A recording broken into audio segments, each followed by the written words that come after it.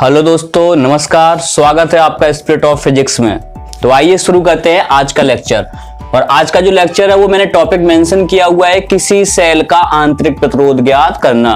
विभवमापी का ये दूसरा उपयोग है। विभवमापी का पहला उपयोग क्या था? दो सेलों के विद्युत वाहक बलों की तुलना करना।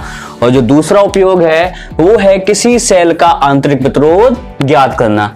आइए समझते हैं कैसे करेंगे। सबसे पहले वही काम कि एक AB तार लेंगे। ये देखो, एक तार AB है।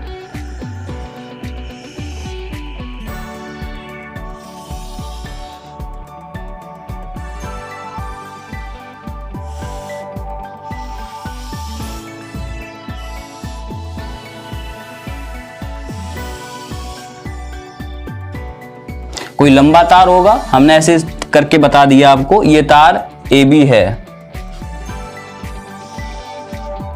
ये पॉइंट है A, ये पॉइंट है B। और जो सिरा A है वो जुड़ा हुआ है एक सेल से। सेल जो है, सेल क्या कहें, एक बैटरी है, बैटरी लगी हुई है। और ये जो बैटरी है वो है B1, ठीक है।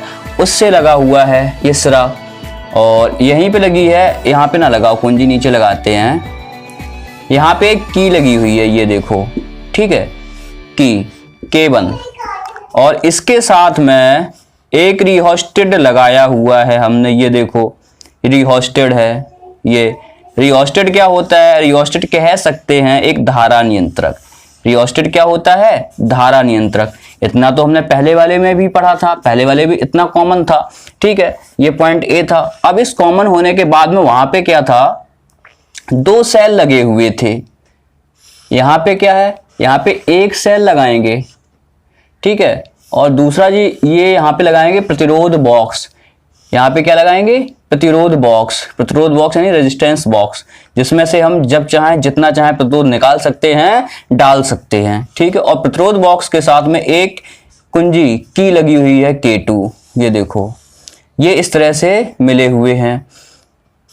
अब यहाँ पे वो सेल लगाएंगे जिसका हमें आंतरिक प्रतिरोध या इंटरनल रेजिस्टेंस फाइंड करना है, ठीक है। और इसका जो संबंध है वो पॉइंट A से कर देंगे, सिरे A से कर देंगे, ठीक है। और यहाँ पे एक हमारा पैमाना, स्केल, यहाँ पे एक हमारी स्केल लगी हुई है। ये देखो, ये एक स्केल लगी हुई, उसको हम बोलेंगे पैमाना। ये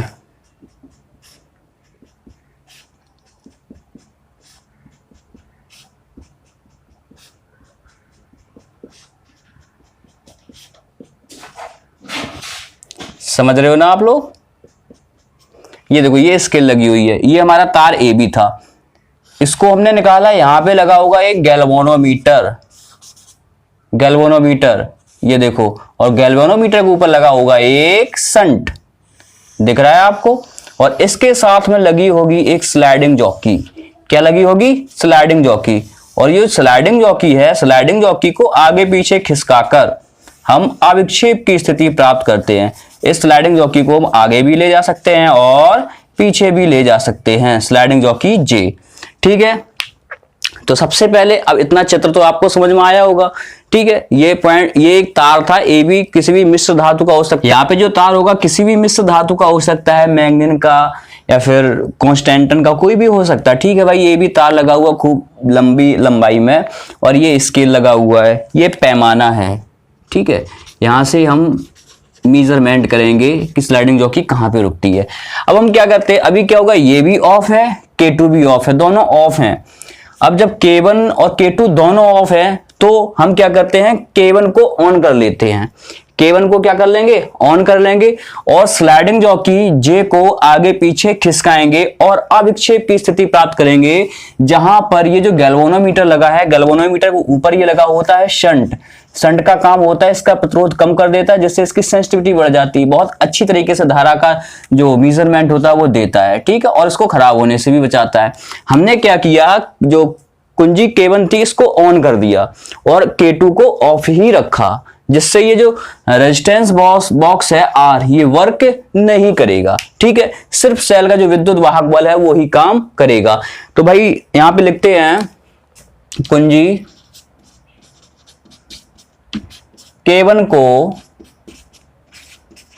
ऑन करने पर, कुंजी K1 को ऑन करने पर तथा K2 को ऑफ रखने पर, K2 को कैसा रखा? ऑफ रखा। ऑफ रखने पर माना अविक्षेप की स्थिति, किसकी स्थिति? अविक्षेप की, जहां पे उसकी निडल ना इधर हो ना उधर हो, सीधी हो। अविक्षेप की स्थिति L1 पर प्राप्त होती है, L1 पर प्राप्त होती है। L1 पर प्राप्त कैसे होगी? हम इसको आगे पीछे खिसकाएंगे और L1 पर स्थिति प्राप्त करेंगे। तो E इक्वल्स क्या हो जाएगा? E इक्वल्स हो जाएगा KL1, E इक्वल्स KL1। पुनः अब हमने क्या किया? E इक्वल्स KL1 हो गया, फिर हमने K2 को भी ऑन कर दिया। पुनः K2 को भी ऑन करने पर, K2 को भी ऑन करने पर जो अविक्षेप की स्थिति हमने माना L2 पर प्राप्त होती है। अविक्षेप की स्थिति L2 पर प्राप्त होती है।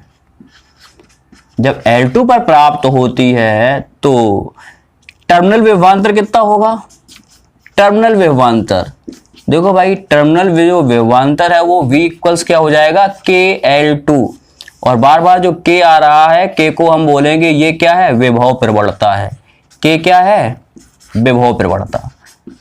ठीक है, ये विभव प्रवणता। तो E अपॉन V क्या हो जाएगा? E अपॉन V इक्वल्स हो जाएगा L1 by L2। E upon V equals क्या हो गया?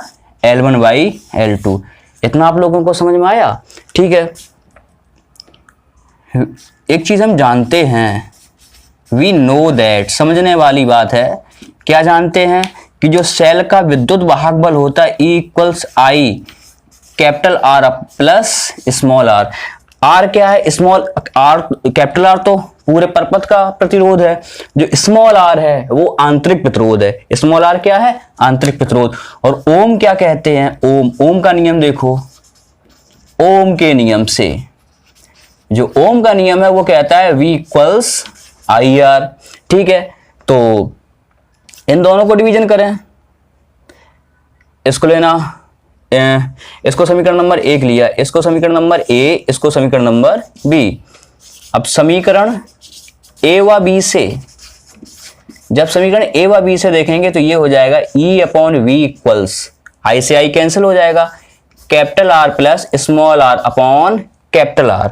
अब देखो यहां पे लिख रहे हैं, समझना आगे, इधर लिख रहे हैं, तो ये हो जाएगा E upon V equals capital R upon small r plus small r upon capital R, capital R upon capital R।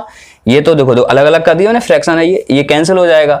तो E upon V equals 1 plus small r upon capital R। ठीक है, इसको लेंगे इक्वेशन नंबर 2। अब समीकरण 1 व 2 से ले लो, ये दो सेकंड इक्वेशन आ गई। अब यहां पे लिखेंगे समीकरण 1 व 2 से।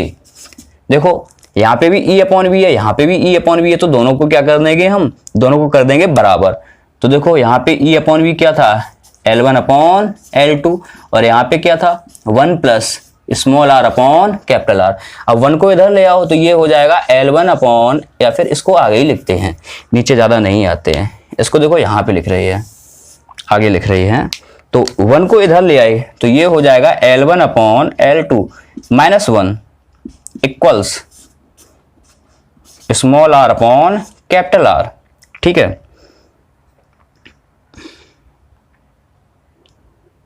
Small r upon capital R